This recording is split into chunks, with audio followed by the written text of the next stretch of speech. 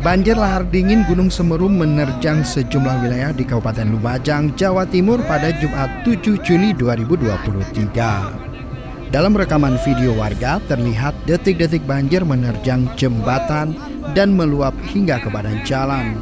Terjangan banjir yang disertai suara gemuruh membuat warga sekitar panik. Sejumlah jembatan dilaporkan putus akibat terjangan banjir yang disertai material batu dan kayu besar. Akibat banjir ini, ratusan jiwa warga dilaporkan mengungsi. Berdasarkan data Badan Penanggulangan Bencana Daerah BPBD Jawa Timur, banjir terdampak di 5 desa di Kecamatan Pronojiwo dan Candipuro.